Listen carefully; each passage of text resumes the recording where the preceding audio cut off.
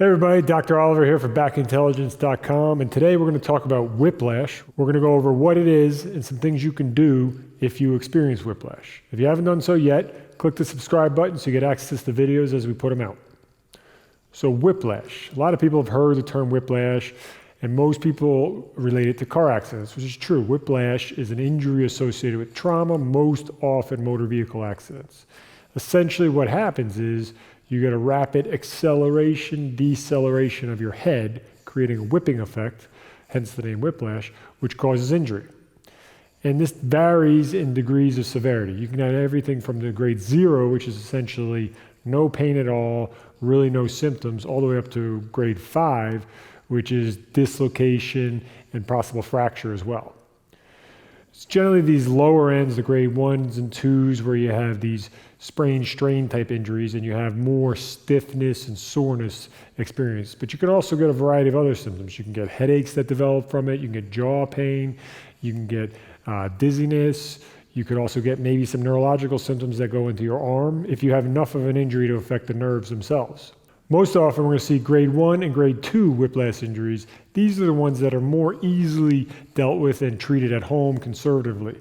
If you have any of the more severe types, especially if you have neurological symptoms and things like that, these are things you want to get evaluated to make sure there's no underlying issues that you need to deal with immediately. These symptoms of whiplash can come on immediately, but more often than not, they're not going to come on until several hours or the next day. I have a lot of patients that come see me after a motor vehicle accident, and they say, well, I didn't go to the emergency room, I didn't go see anyone because I felt fine. It wasn't until the next day or a couple days later that I woke and I felt very stiff and sore. So that's the number one thing you're going to see is stiffness, and it's due to the injury of the muscles. So if we have these lower, again, grade 1, grade 2 injuries, what should we do about it? Well, there's exercises and things we can do, especially right away, to get ourselves moving and get ourselves back into shape as quickly as possible. Because if you ignore these symptoms and don't do anything about them, they can become more chronic and more debilitating over time. So it's best to deal with them as quickly as you can, and we're going to go over a few exercises right now. So these whiplash type injuries, they affect your neck and your upper back, namely all the muscles that attach from your head to your upper back. As you get that whipping effect, that's where you're going to get the micro tears, the little tears, or the bigger strains and sprains that occur. So it's basically your neck and your upper back, can affect your jaw as well.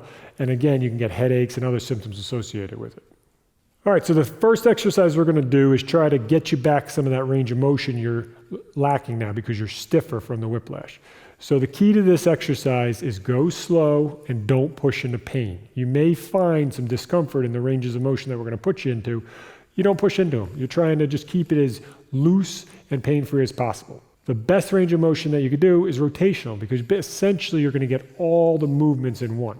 So Leon's going to demonstrate this here. He's going to start out by looking down towards his chest as far as he feels comfortable. If he pushes into an area and it starts to hurt a lot, he's just going to back off a little bit. So again, you want this to be as comfortable as possible.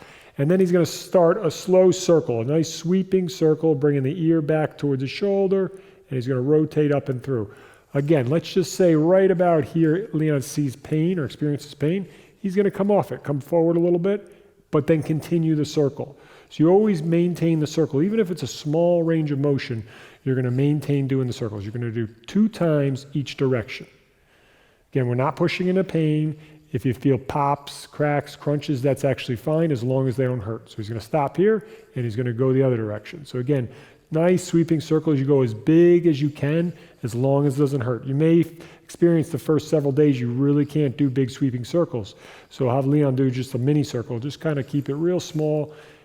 And you might only be able to do this for a first day or so, but you do what your body lets you do. 2 times each direction, and you can do this every few hours throughout the day just to get you some more range of motion and improve that. This will go a long way to your recovery. So now that we've improved your range of motion, or at least we're working towards that, we're going to work on strengthening your deep neck flexors. Your deep neck flexors are muscles that layer the front of your spine. Really important. It's kind of like the core of your neck. And so those muscles generally will get injured during these whiplash events, and we just want to work on activating them and getting them doing something. It's a very simple exercise. We've gone over it several times before in other videos. It's a chin tucking exercise. You can do it in different positions. Right now we're going to do it in standing. You can also do it in sitting. So we're going to have Leon face the mirror over there.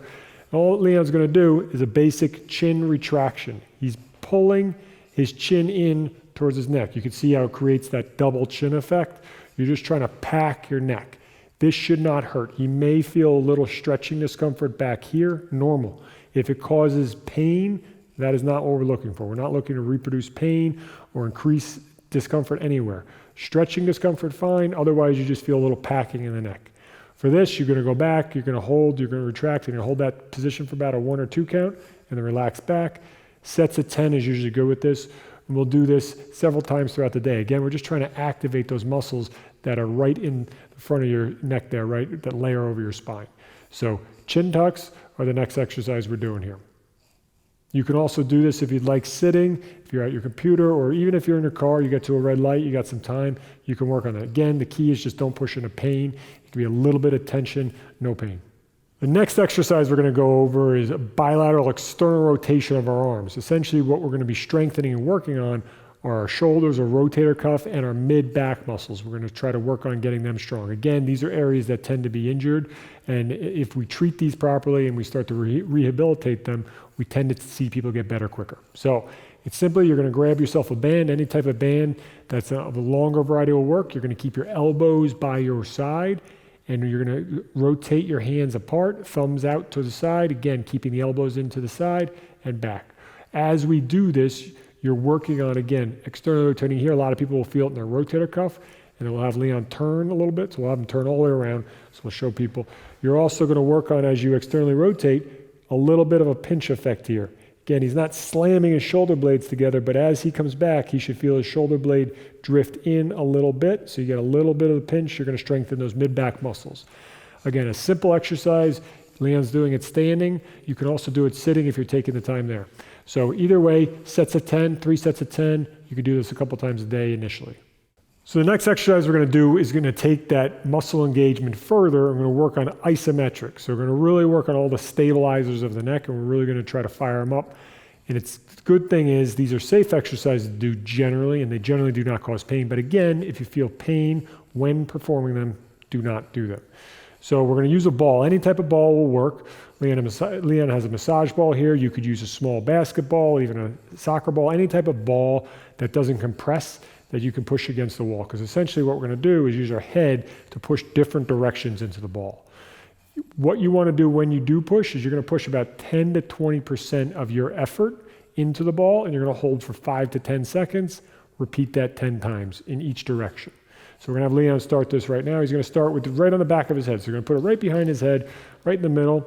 He's going to get himself kind of squared up to the wall, and he's just going to start to apply that 10 to 20% of his effort into the ball. It should not hurt. He should feel some activation, some tightening of his neck muscles, but again, no pain from this. After he does this for 5 to 10 seconds, he's going to relax, and he's going to repeat that 10 times.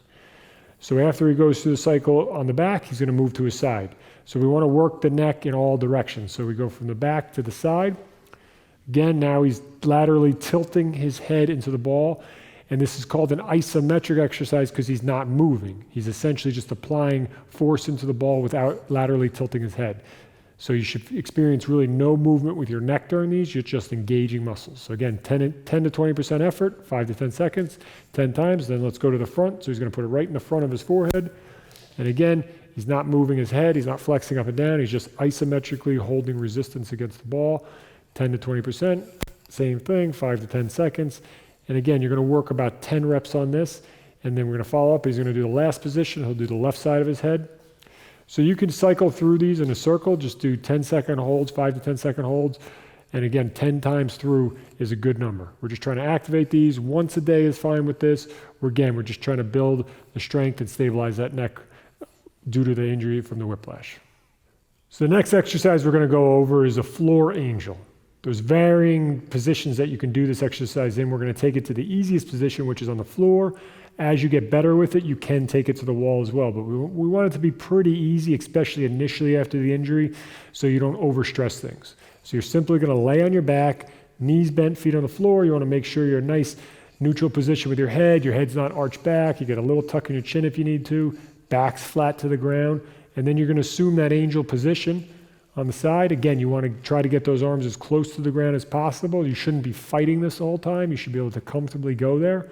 And then you're just going to reach up into a nice big tall Y pattern and then you're going to slide down into that W. Good. So back and forth, up and down. We're going to do sets of 10 on this. 3 sets of 10 is generally good. You should feel activation in the mid-back area. It shouldn't hurt. If you feel tension as you go up top, just reduce the range of motion. You may feel your neck activate a little bit. You don't want to push into that. It should feel relatively easy. And again, as this gets comfortable, maybe in a few days, a week or so, you can take it to the wall and try the same position. But again, that's a lot more stressful because you're standing and you're engaging a lot more muscles. So stick with the ground, 3 sets of 10. You can do this about once a day. I hope you enjoyed this video, and if you did, please like it and share it with a friend. Also, we'd love to send you 3 posture correction exercises that we've done with Dr. David Oliver. These videos will help correct that forward head and rounded shoulder type of posture that we're all suffering from today. So if you'd like to get those 3 videos, there's going to be a link to get them somewhere here on the video or down below in the description. Go to that page, enter your email, and we'll send you those videos right away.